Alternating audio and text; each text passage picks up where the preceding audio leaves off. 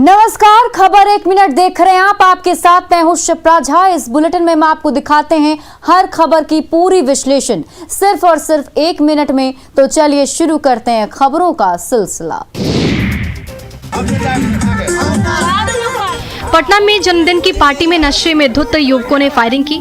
Pistol से गोली चलने और एक युवक की मौत के बाद पार्टी मना रहे लोग फरार हो गए। बर्थडे पार्टी में खाना और पीने के साथ नाच का भी इंतजाम था। नर्तकी को बुलाया गया था। इसी दौरान रात के करीब 3 बजे पार्टी में फायरिंग होने लगी। फायरिंग में गोली विक्की को लग गई, जिससे उसकी मौत मौके पर ही हो गई। विक्की मूल रूप से मनेर के तेरावा गांव का रहने वाला था। पटना में अपने नाना दयानंद सिंह के घर रहता था।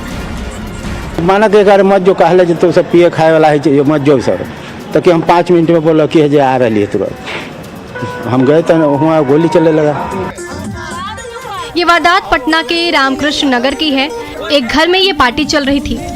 घटना के बाद सभी लोग फरार हैं। परिजनों ने 3 लोगों पर FIR दर्ज कराई। पुलिस गिरफ्तारी के लिए छापेमारी कर रही है। लेकिन सवाल है कि लोग जश्न में मौत का खेल क्यों खेलते हैं।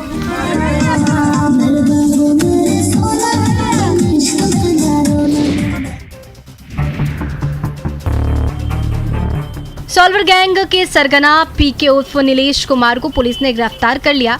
पुलिस ने पीके के बहनोई रितेश को भी गिरफ्तार किया।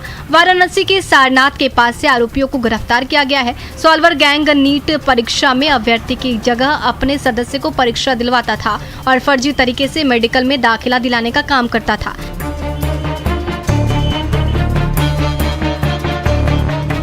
गिरफ्तारी से कुछ घंटे पहले ही पुलिस कमिश्नर ने उस परिणाम को बढ़ाकर 1 लाख कर दिया था। वाराणसी में नीट के दौरान BHU के छात्र के पकड़े जाने के बाद मामले का खुलासा हुआ। खुलासे के बाद अब तक 9 गिरफ्तारियां हो चुकी हैं। बताया जा रहा है कि ये गैंग करीब 5 से 6 सालों से नीट की परीक्षा में सॉल्वरों को बैठाकर परीक्षा दिला रहा था।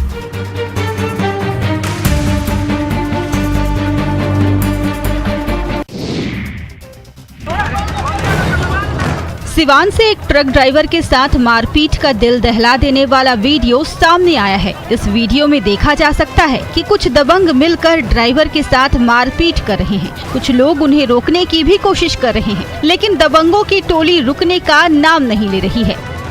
वीडियो में साफ देखा जा सकता है कि कैसे गुस्से से आग बबूला भीड़ ड्राइवर पर लातों की बरसात कर रही है, बेरहमी से पिटाई कर रही है। वहीं लात और घूंसों की मार खाकर ये शख्स बेदम होकर जमीन पर गिर गया, जहां स्थानीय लोगों ने उसे इलाज के लिए सिवान के सदर अस्पताल में भर्ती कराया है। पास ला देंगे छोटा जाम लग रहा था, लाके मार के सब फोड़ दिला सब। दरअसल ट्रक मैरवा से सिवान आ रहा था। इसी दौरान कुछ लोगों ने उसे रास्ते पर ओवरटेक करना चाहा। पास नहीं देने पर दबंगों ने ट्रक को रोककर उसे पकड़ लिया और ट्रक से उतारकर जमकर पिटाई की।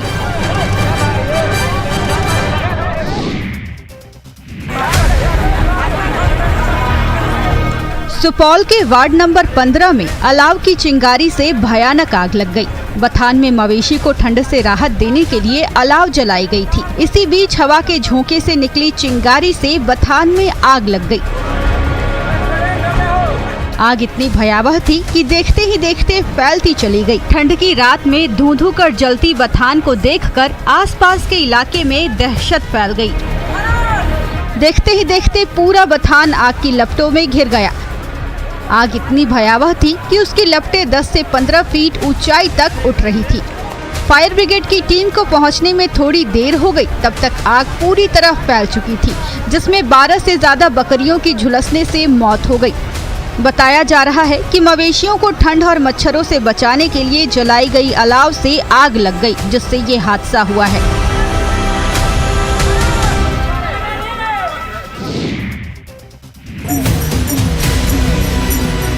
हाजीपुर के कोन्हारा घाट को पुराणों में मोक्ष की भूमि माना जाता है। कार्तिक पूर्णिमा के अवसर पर यहाँ दुनिया का सबसे बड़ा भूतों का मेला लगा है। हजारों की संख्या में दूर दराज से लोग नदी के तट पर पहुंचे हैं। घाट पर देर रात से ही भूत भगाने का अनुष्ठान चल रहा है। भूतों को पकड़ने और भगाने का दावा करने वाले ओझा भी इस मेले में बड़ी संख्या में जगह जगह मंडली बनाए बैठे हैं, जो अलग अलग अनुष्ठान कर रहे हैं और भूत भगाने का दावा कर रहे हैं। इस मेले में एक महिला के भूत को कथित तौर पर उतारा जा रहा है। इस दौरान तांत्रिक ने उसके बाल को काटकर आग में डाल दिया। ये सब कुछ चुपचाप चलता रहता है, लोग तमाशबीन बने देखते रहे। देश और दुनिया में विज्ञान ने हर क्षेत्र में तरक्की कर ली हो, लेकिन आज भी शिक्षा और जागरूकता के अभाव में यहाँ अंधविश्वास विज्ञान पर भारी पड़ता नजर आ रहा है।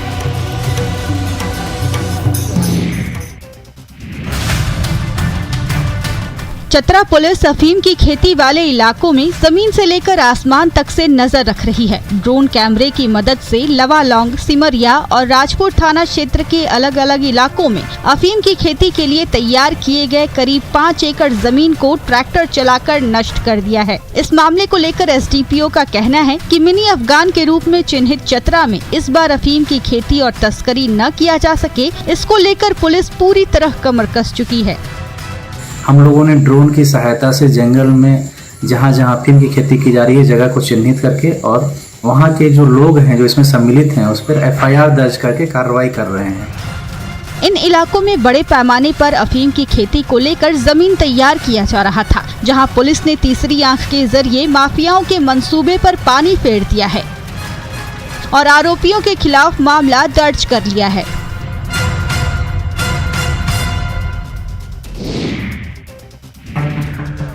किशनगंज पुलिस ने 2 बड़े लूटकांड का खुलासा करते हुए 10 लुटेरों को गिरफ्तार किया है।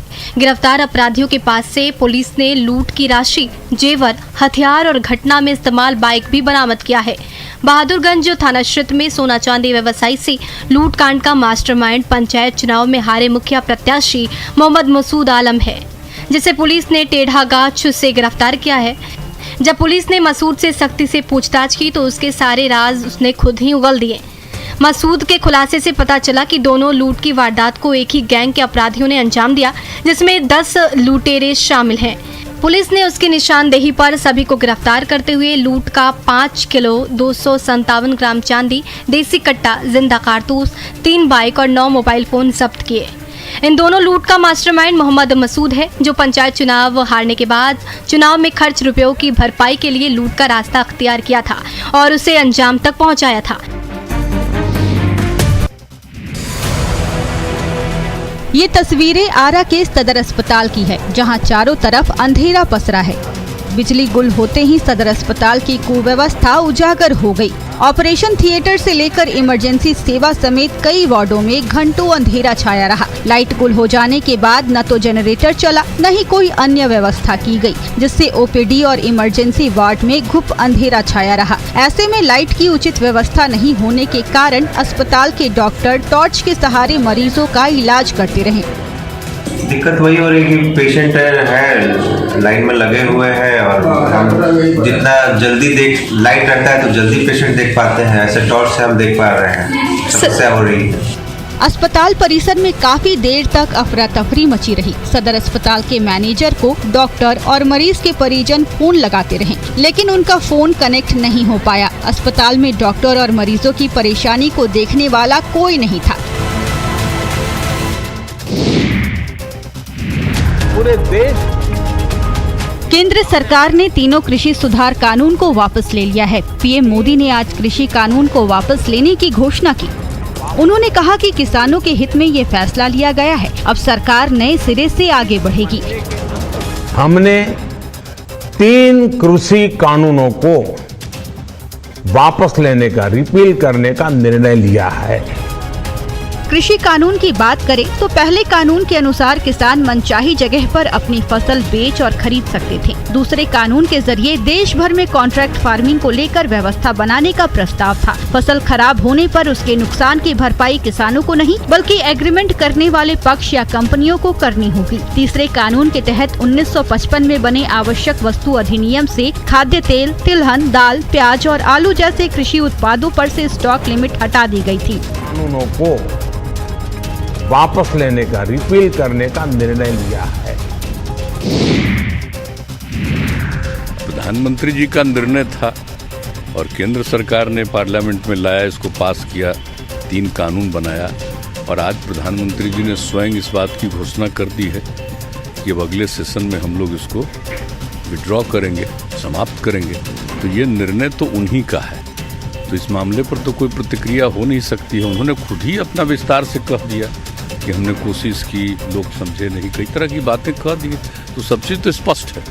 इसलिए उस मामले पर हम लोगों की क्या प्रतिक्रिया होगी? जो उन्होंने किया उसके बाद उनका ये मन हो गया कि अब इसको हम वापस कर लेंगे, और जिसका ऐलान उन्होंने कर दिया तो अब उसके बाद कोई प्रतिक्रिया थोड़ी हो सकती है। विपक्ष के लोग ये सवाल खड़े करके वो अब विपक्ष का लोग, देखिए विपक्ष के लोग क्या बोलते हैं ये उनकी अपनी इच्छा है, और हर किसी को बोलने का अपना एक समय होता है, उनका अपना अधिकार होता है। आरा के सदर अस्पताल में शराब पीने वालों की काउंसलिंग और इलाज के लिए नशा मुक्ति केंद्र बनाया गया है, जहां भर्ती होने वाले मरीजों को बेहतर सुविधाएं दी जा रही है। ओपीडी में विशेषज्ञ डॉक्टर उपस्थित हैं। बता दें कि राज्य में शराबबंदी के बाद तमाम जिला अस्पतालों में नशा मुक्ति केंद्र की स्थापना की गई थी, जहां भर्ती होने वाले मरीजों को आम मरीजों की तुलना में बेहतर सुविधाएं देते हुए इलाज किया जाता है। ऐसे में आरा के सदर अस्पताल के नशा मुक्ति केंद्र में 5 सालों में अब तक 800 से ज्यादा मरीज ठीक होकर घर वापस जा चुके हैं। जो मरीज आते हैं नशा से, वो कुछ ड्रग्स एडिक्टेड होते हैं, कुछ शराब का सेवन करके आते हैं। राज्य में जहरीली शराब से मौत की घटनाओं के बाद जिला प्रशासन और स्वास्थ्य विभाग हरकत में आ गया है, जिसके बाद शराबबंदी को सख्ती से लागू करने को लेकर तरह तरह के प्रयोग किए जा रहे हैं।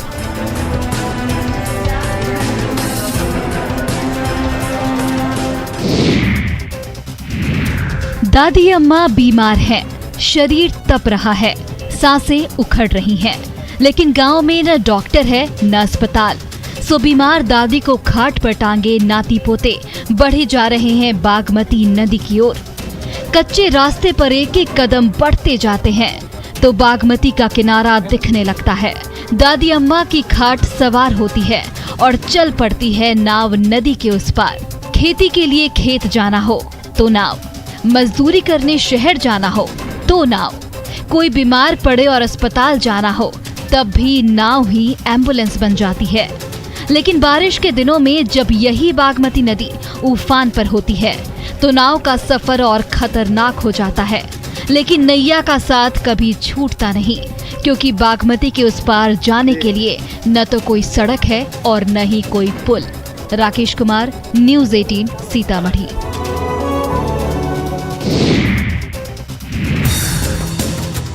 सिमडेगा के संत मारिया स्कूल के शिक्षकों और छात्रों ने मिलकर ये खास साइकिल बनाया है। पीले रंग की चमचमाती इस साइकिल की खासियत ये है कि ये पैडल से नहीं बल्कि बैटरी से चलती है। इलेक्ट्रिक स्कूटर तो आपने देखा होगा, लेकिन इलेक्ट्रिक साइकिल शायद ही आपने देखा हो। शिक्षकों और छात्रों ने मिलकर इलेक्ट्रिक स्कूटर की तर्ज पर इलेक्ट्रिक साइकिल बनाई है, जो बिना थके, बिना प्रदूषण फैलाए और बिना एक्स्ट्रा खर्च के चल सकती है।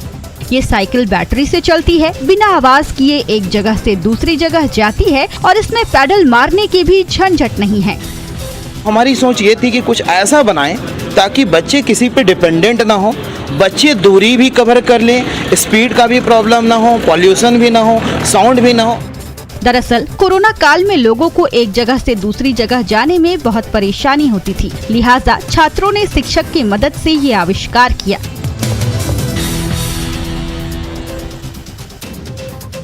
और फिलहाल इस बुलेटिन में अभी के लिए बस इतना ही, लेकिन न्यूज़ 18 बिहार झारखंड पर खबरों का सिलसिला लगातार जारी है।